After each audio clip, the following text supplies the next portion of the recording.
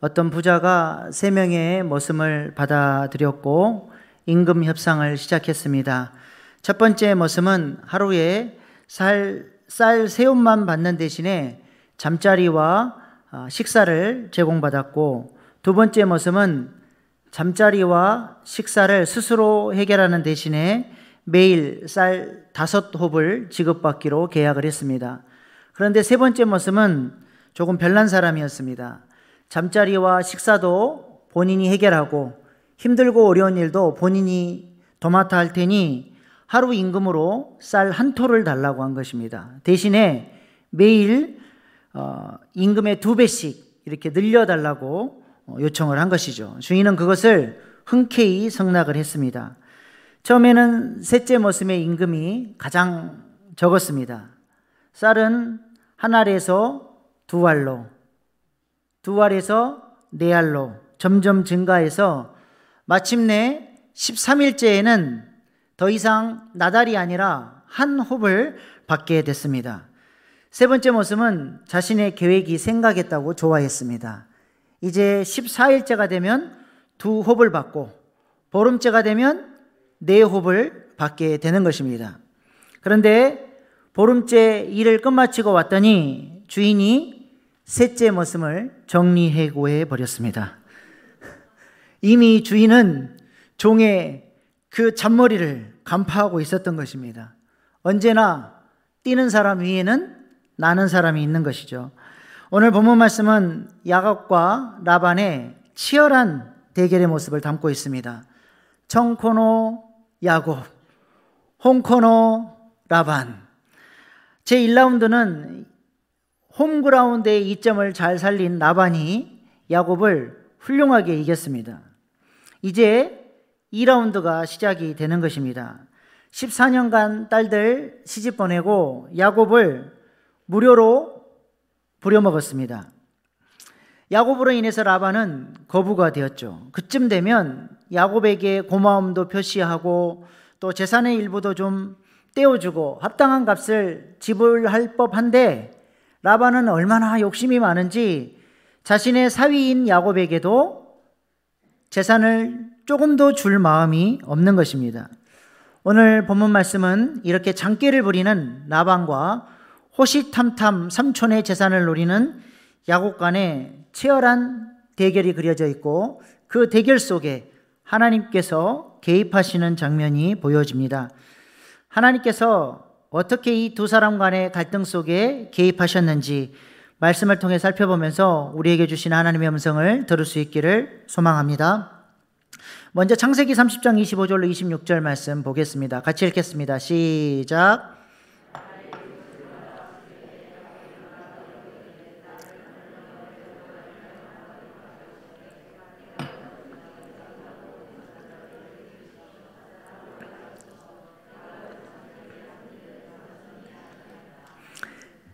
아멘.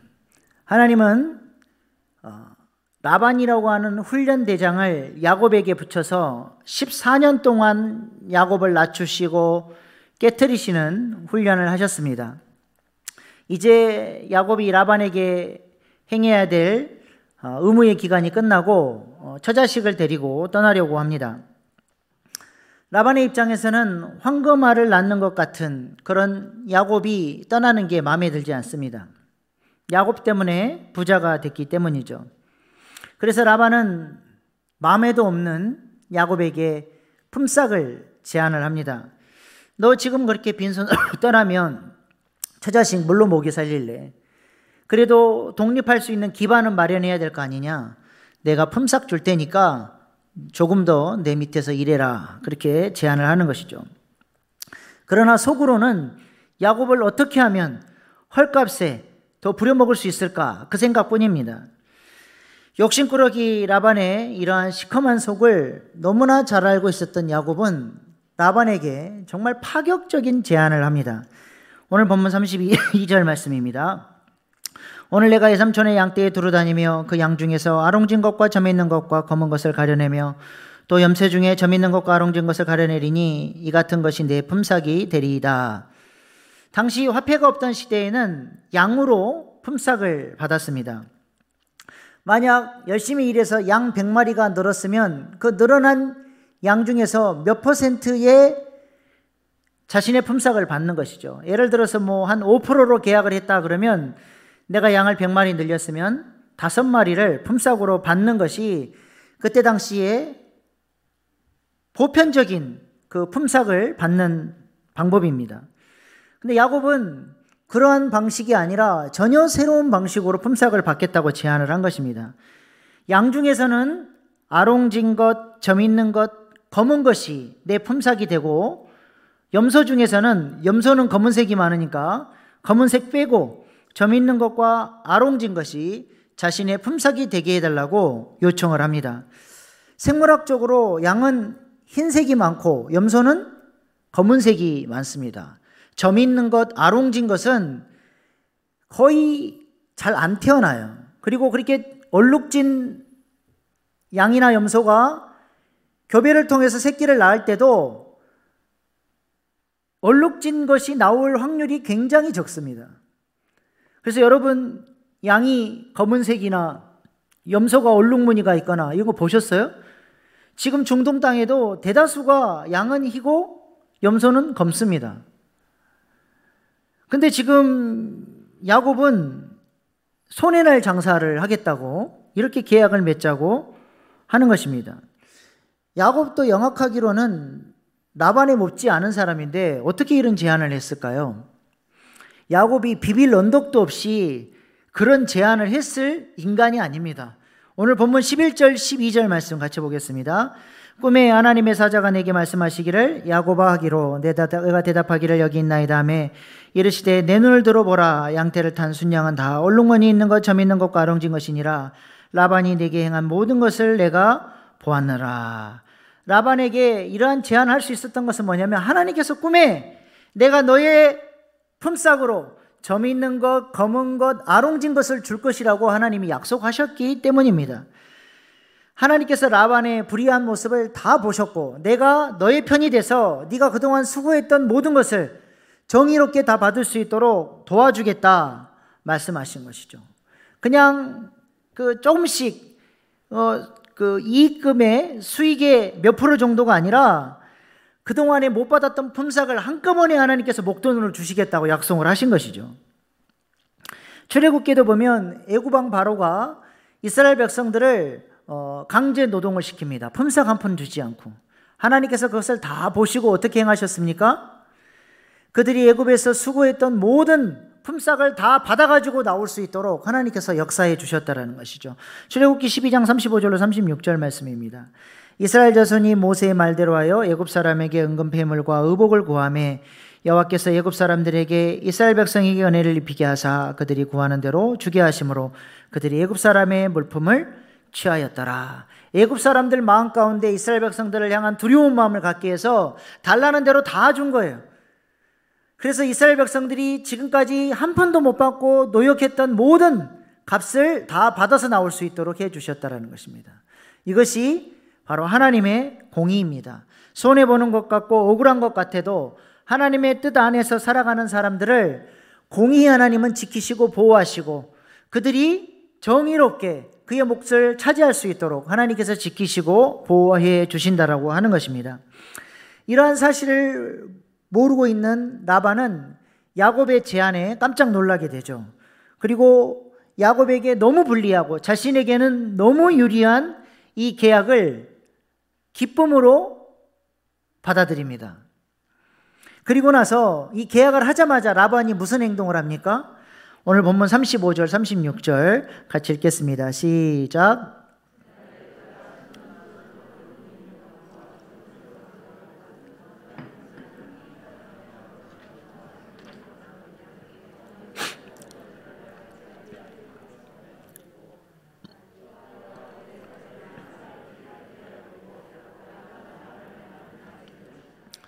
계약을 한 바로 그날에 그 즉시로 점 있는 것과 아롱진 것들을 분리해서 아들들을 손에 맡기고 3일길쯤 멀리 보내버립니다.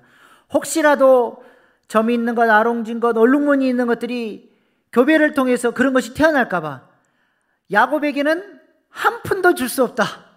싹 보내버리고 야곱에게는 흰 양과 검은 염소만 맡긴 것입니다. 야곱을 통해서 그렇게 복을 받았으면서도 이렇게 인색하고 욕심 많은 사람이 바로 라반입니다. 야곱이 누굽니까? 남입니까? 사위 아닙니까? 그런데도 독립하겠다는 사위 기반 미천 마련해 주지는 못할 망정 그 희박한 가능성의 목도 주지 않으려고 3일 길을 멀리 떠나보내버리는 것이죠. 악덕 기업주도 이런 악덕 기업주가 없습니다. 그러니까 야곱은 가만히 있겠습니까? 삼촌이 그런 식으로 나온다. 그럼 나도 가만히 있을 수가 없죠. 제2라운드가 시작이 되는 것입니다. 라반에게는 큰 소리를 치긴 했는데 눈에 보이는 것은 흰 양과 검은 염소밖에 없는 거예요. 과연 저 양과 염소에서 얼룩진 무늬, 검은 양, 얼룩무늬 이런 양과 염소가 나올 수 있을까? 걱정이 되는 것이죠. 그래서 하나님의 약속을 기다리지 못하고 불안하니까 인간적인 방법을 또 사용을 합니다. 오늘 본문 37절 38절입니다.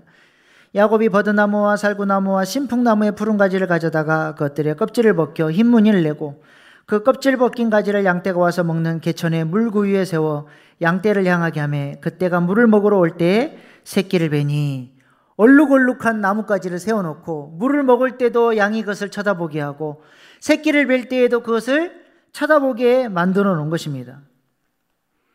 물론 양이 그 새끼를 뵐 때 무엇을 자주 받느냐가 굉장히 영향력을 많이 받는 짐승이라고는 하더라고요. 그러나 과학자들은 야곱이 썼던 방법이 얼룩무늬와 또 점 있는 것 이런 짐승들이 태어나게 하는데 아무런 효과가 없는 것이라고 이야기를 합니다. 그런데도 불안하니까 자신이 할 수 있는 것, 자신의 꾀를 최대한 써보는 거예요. 이것이 바로 야곱의 삶의 방식이고 지금까지 살아왔던 그의 모습입니다. 은혜를 온전히 붙들지 못하고 어떻게 해서든지 장깨를 쓰고 머리를 쓰고 속이려고 하고 그렇게 살아왔던 인생인 것이죠. 그래서 야곱이 JQ가 뛰어난 사람이라고 하지 않습니까? JQ가 뭡니까? IQ는 인지지능, EQ는 감성지능, JQ는 잔대가리 능력입니다. 하나님께서 분명히 약속하셨는데도 그 잔머리를 꼭 쓰는 거예요. 이렇게 볼 때 사실 라반이나 야곱이나 도찐 개찐 그 사람이 그 사람 아닙니까? 서로 속이려고 하고 욕심을 부리고 자기 수를 써서 어떻게든 남을 이기고 자기 이익을 취하려고 하는 그런 부류의 사람들입니다. 그런데 이상하게 하나님은 야곱의 편을 들어주십니다. 에서와의 갈등이 있을 때도 하나님은 야곱의 편을 들어주셨고 라반과의 갈등이 있을 때도 하나님은 야곱의 편을 들어주셨습니다. 그 이유가 무엇입니까? 오늘 본문 13절 말씀입니다. 같이 읽어보겠습니다. 시작.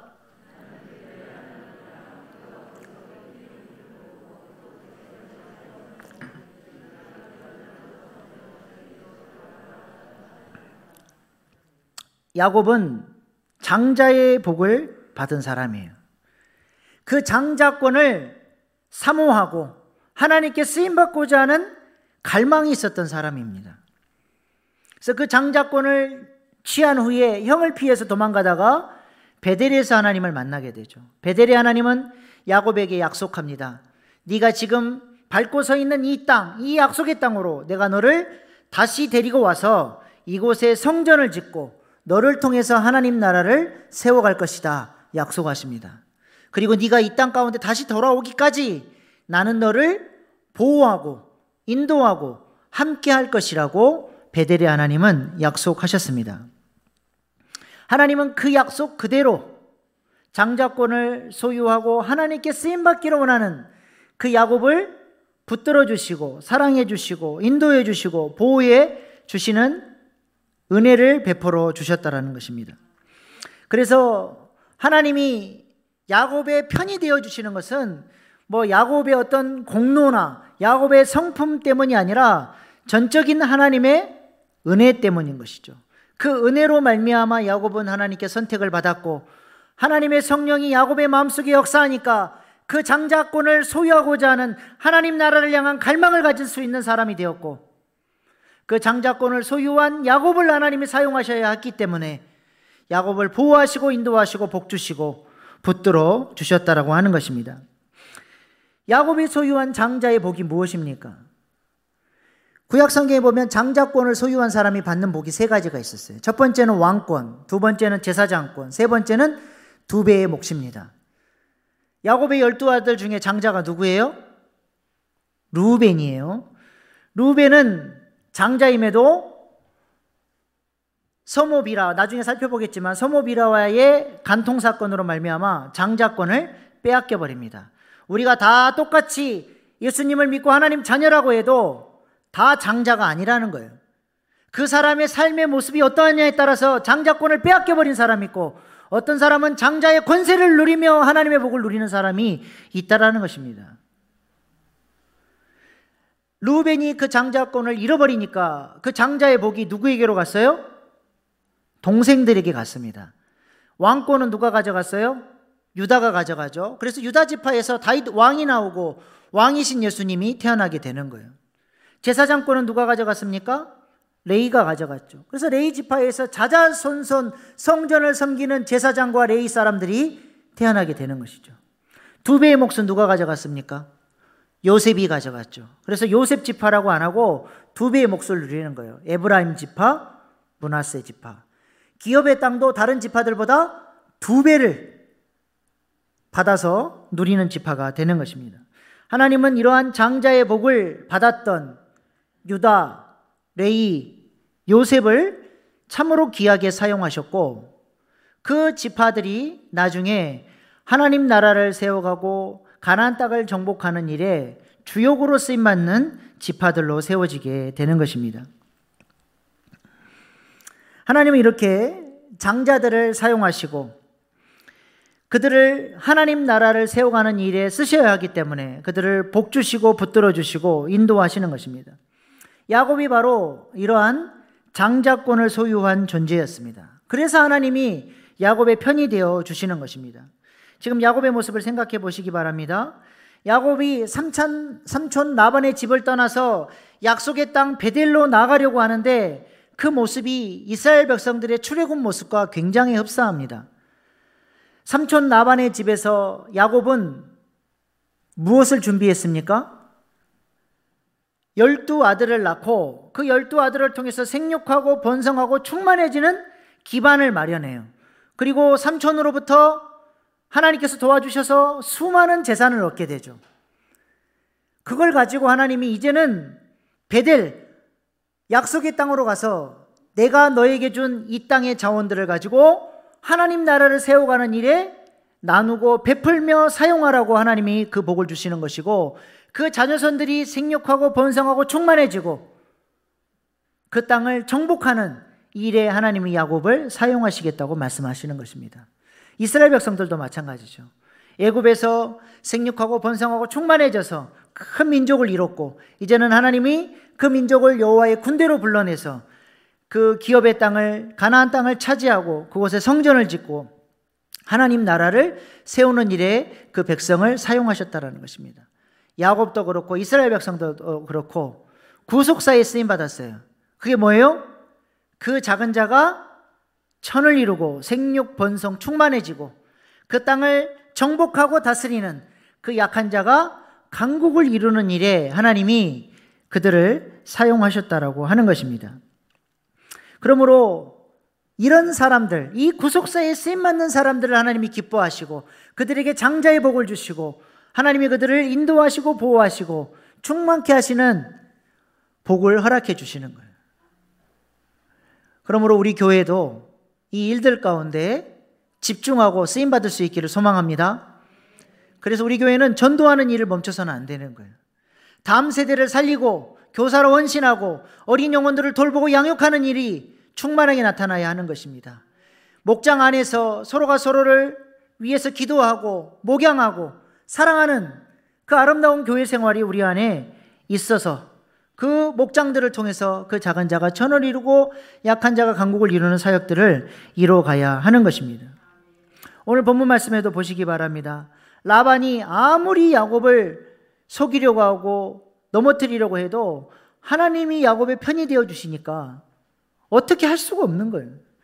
몇 군데만 찾아보겠습니다. 3절, 5절 빨간색만 한번 볼게요. 오늘 본문 3절, 내가 너와 함께 있으리라. 또 5절, 내 아버지 하나님은 나와 함께 계셨느니라. 베델의 하나님이 약속하신 대로 함께 하시니까 부자가 되고 흥왕케 되고 형통케 하는 복을 누리겠다라는 것이죠. 또 본문 7절 9절 말씀 보세요.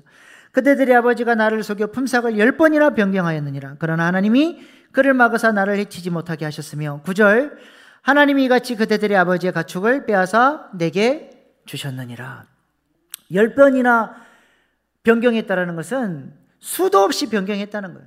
점 있는 것이 야곱의 품삯이 되겠다 하면 하나님이 계속 점 있는 것만 태어나는 거예요. 그럼 라반이 어떻게 해요? 내가 언제 점 있는 것이 네 거라 그랬냐? 아롱진 것이라 그랬지. 기억도 못하냐? 아롱진 걸로 딱 바꿔요. 그러면 그때부터 아롱진 것만 계속 태어나는 거예요. 그렇게 해서 라반의 것을 다 빼앗아서 하나님이 야곱에게 다 주셨다는 겁니다. 하나님의 정의가 이루어지는 거예요. 이뿐만이 아닙니다. 야곱이 라반 몰래 아내들과 자식들과 함께 모든 소유를 가지고 야반도주했어요. 라반이 그것을 알고는 뒤늦게 화가 나서 야곱을 죽여버리려고 쫓아오는데 24절 말씀에 하나님이 뭐라 그러세요? 밤에 하나님이 아람 사람 라반에게 현명하여 이르시되 너는 삼가 야곱에게 선악간에 말하지 말라 하셨더라. 너 야곱 건드리면 죽어. 야곱을 충분히 이길 수 있지만 야곱 등 뒤에서 빼기 되신 하나님 때문에 라반은 야곱을 건들 수가 없었던 것입니다.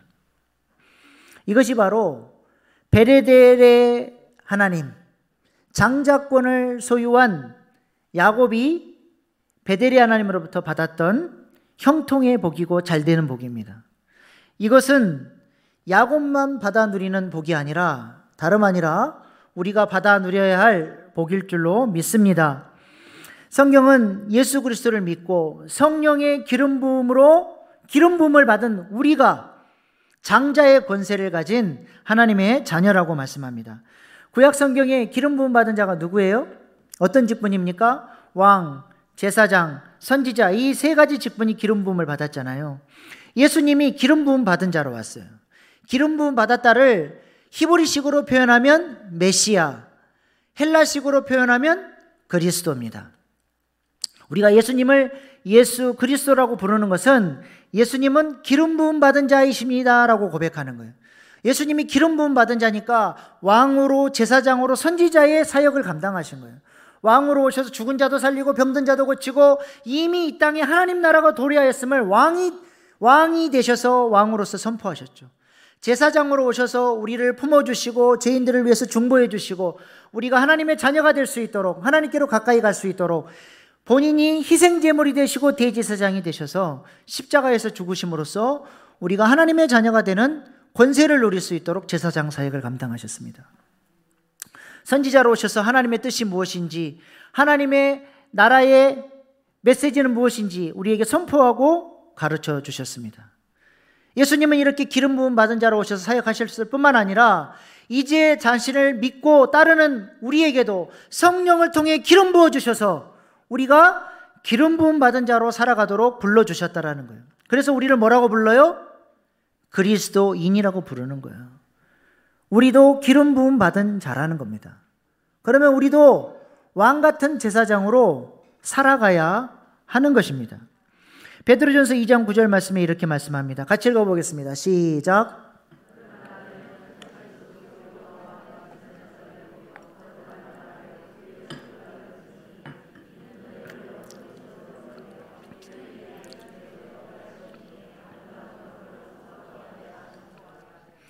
아멘. 예수님이 이 땅에 계셨더라면 하셨을 그 사역을 이제 우리가 위임받아서 그 작은 자가 천을 이루고 그 약한 자가 강국을 이루는 일에 우리가 쓰임받아야 한다라는 것입니다. 이렇게 주님 나라 위에 성령 충만하여 헌신하는 사람들이 바로 장자들이고 야곱에게 주셨던 그 복을 이런 사람들에게 허락해 주셔서 하나님께서 인도하시고 보호하시고 복 주시고 형통케 하신다고 하는 것입니다. 그럼으로써 우리는 왕 같은 제사장으로 살아야 돼요. 왕으로서 지금도 불법적으로 역사하는 죄와 사망의 법을 깨트리고 승리하는 역사, 간증하는 역사가 있어야 됩니다. 그것이 우리의 목장 안에서, 가정 안에서, 교회 안에서 간증들로 나타나야 하는 것이죠.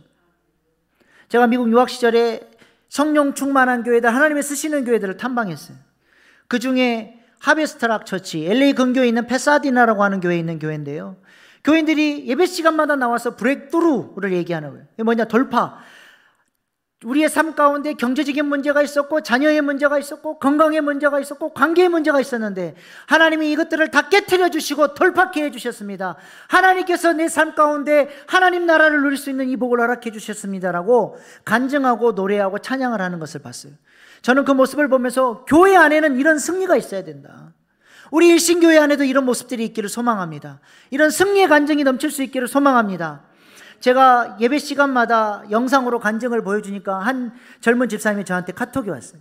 목사님, 영상이 아니라 이제는 우리 교인들이 나와서 간증할 수 있는 날이 속히 왔으면 좋겠습니다. 제가 그래서 할렐루야 그랬어요.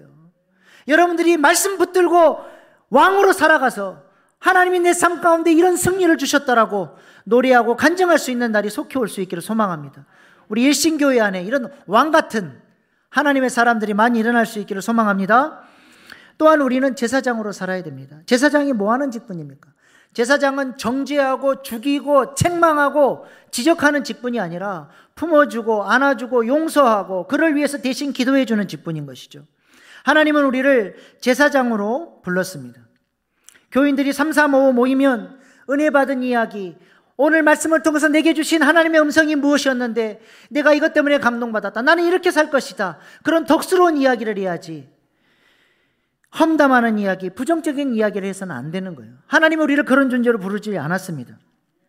전에 섬기던 교회 어떤 젊은 여집사님께서 학교 학부모 모임만 가면 화장실 가고 싶어도 못 일어난다는 거예요. 아니 화장실 가시지 왜 안 일어납니까? 그랬더니 자리만 떴다 그러면 그 없어진 사람이 이제 타켓이 돼가지고 그렇게 뒷담화를 한다는 거예요. 무서워서 못 일어난다는 거예요. 그런 모임 가면 스트레스 받습니다. 긴장해야 되고 혹시나 나를 어떻게 볼까 피곤합니다. 그러나 제사장의 마음을 가진 사람들을 만나면 마음이 넉넉해지고 편안해지고 치유받고 그 사람 때문에 사랑을 경험하고 위로받고 세임을 얻게 되는 것이죠. 우리는 정죄하고 판단하고 남의 단점을 찾고 저 사람은 저래서 안 좋고 저 사람은 저것이 문제고 혼자 잘난 척하면서 그렇게 살지 않기를 소망합니다. 어떤 사람을 만나든 열린 마음으로 대하고 그를 위해서 사랑의 말을 하고 기도하고 그런 제사장의 마음을 품을 수 있기를 소망합니다. 바로 이런 사람들이 하나님께서 보호하시고 그의 편이 되어주시고 형통의 삶으로 인도하시는 장자권을 소유한 사람들이 되는 것입니다. 라반과 같은 사람 때문에 여러분 요즘 힘이 드십니까? 환경이 꼬이고 어렵습니까? 내가 누구인지, 나는 무엇을 위해서 부름받았는지 그 본질적인 사역에 집중함으로써 베델의 하나님이 여러분의 편이 되어주셔서 여러분의 문제들을 해결해 주시고 여러분의 삶 가운데 형통의 복으로 역사해 주시리라 믿습니다. 야곱이 누렸던 이 복이 우리의 삶에 나의 복이 되어서 우리의 간증이 되고 찬양이 될 수 있기를 소망합니다. 마지막으로 하나님 나라를 위해 살아갈 때에 도와주시고 함께 하신 하나님의 은혜를 간증하며 찬양하며 살아가는 박광식 문화선교사님의 간증을 듣고 오늘 말씀을 마치겠습니다.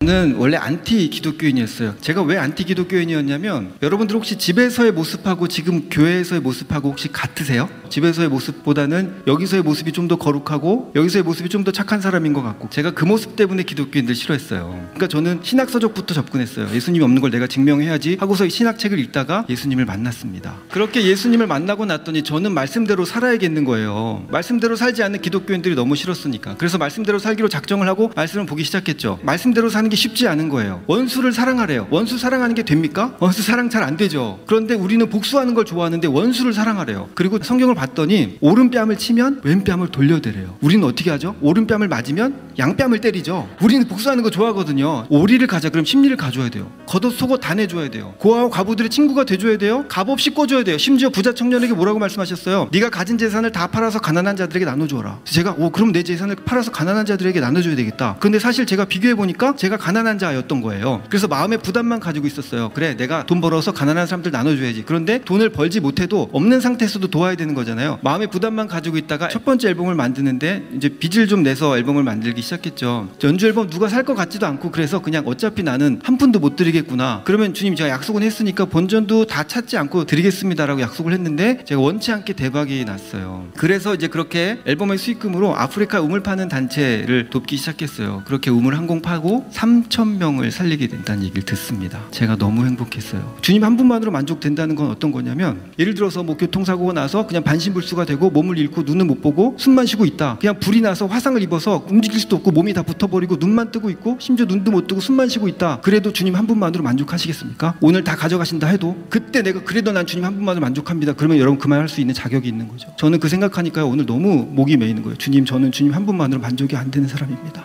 여러분, 만약에 나에게 그런 상황을 주셨어도 주님은 찬송 받을 만한 분입니다. 왜냐면요, 아들을 죽이셨잖아요. 나 살리려고. 내가 니들 살리려고 내 아들 죽였어. 내가 확증할게. 확증. 내가 너희를 얼마나 사랑하는지 확증할게. 여러분, 사람이요, 아무리 말로 사랑한다 해도 그의 행함을 보면 그가 나를 사랑하는지 알 수 있어요. 날 사랑하신 성경에 써 있습니다. 이거면 되지 않았습니까? 내가 어려움 가운데 있어도, 내가 고통 가운데 있어도 그걸 해결해 주시지 않을지라도 우리 주님 찬송 받으실 만한 분입니다. 왜냐하면 모든 것을 다 주셨으니까. 그 지독하신 아버지의 사랑 생각해 보셨습니까? 그 사랑 받았는데 돈, 권력, 명예 이거 갖고 아웅다웅하고 살고 있습니까? 주 영광 위에 살기도 부족한 이 세상에서 주님 찬송하는 겁니다. 우리 목적은 그거예요. 주님 영광 받으시게끔 내가 주님 영광 돌려드리는 겁니다. 나를 통해서 주님 영광 받으시는 겁니다. 그 인생이 가장 행복하고 기쁜 거거든요. 여러분, 이 100년밖에 못 사는 이 인생, 돈, 권력, 명예 위에 살기 아깝지 않습니까? 주님께서 나를 위해 모든 것을 주셨는데 우리 인생 기껏 사는 거, 한 번 사는 거 주님께 다 드리고 갑시다.